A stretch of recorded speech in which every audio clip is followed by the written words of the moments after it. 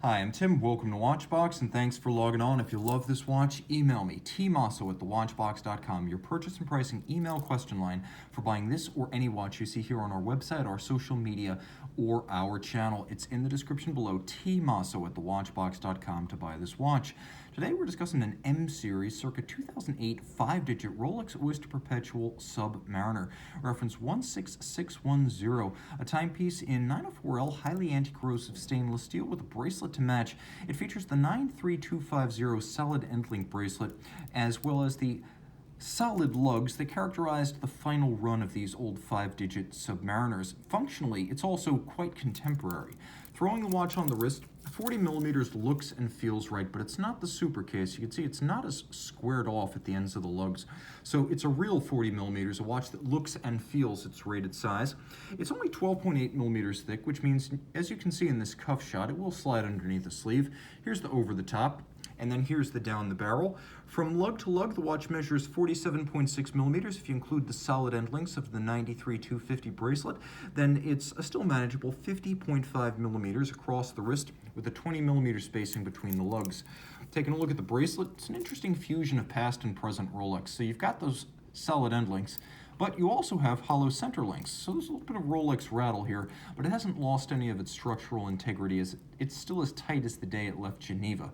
Now the removable links, then as now, on the Rolex bracelets, fixed in place by screws. Some gaps on the bottom designed to ventilate the wrist and also avoid pinching skin or pulling hair. It's an Oyster clasp from back in the day, which means it's relatively thin gauge metal, but when the clamshell is locked shut, it's quite secure. It also has the embossed Oyster links, and as you can see, the embossed and raised Rolex crown is very sharp. That's the first thing to go when these are unprofessionally or excessively refinished, so you can see the definition of the 5-point coronet remains outstanding. Inside the clasp, you will find a couple of different anchoring points, so you can use your strap tool to re-anchor the bracelet in any of these positions and extend it out as a diving implement. You can also use one divot at a time to finally size the bracelet for fit. Rolling back to the case, one of the biggest changes with the 6-digit case that arrived in 2008 was the polished lug hoods. Here you can see they're satin finished. The case flanks are still polished, but the lug ends are a little bit narrower and more tapered. With the 2020 Rolex Submariner, you can see Rolex is trying to get back to this lug profile. So they broke what unfortunately did not need to be fixed, and now they are repairing it for 2020, but they got it right on the 5-digit in the first place. Rolling around, you can see trip-lock crown, 300 meters water resistant, screw down, anodized insert to the bezel. The bezel's still 120 clicks, and this more than any other part of the watch feels contemporary. It feels like something that would be on a current day Rolex. Have a listen. It's sharp, precise, distinct. It feels premium and highly refined. This bezel feel is still evident on the 2020 Rolex Submariners.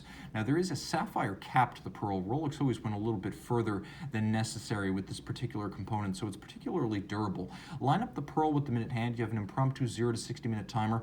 All hands and indices are white gold to avoid tarnish and oxidation, and the dial base is black lacquer. Just retired, the Submariner caliber 3135 is present here.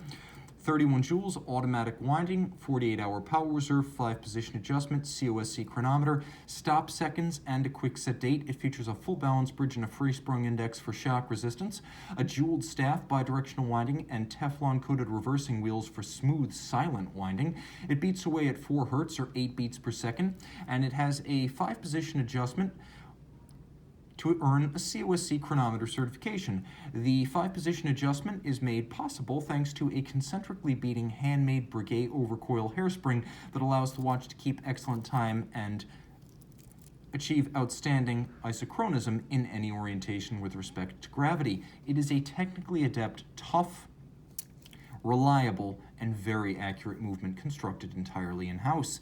If you love this watch, email tmosso at thewatchbox.com for purchase and pricing details of this Rolex Submariner 16610. And we're back with the 5-digit Rolex Sub. Note the loomed seconds hand. For some reason, every dive watch doesn't have that, and I don't know why.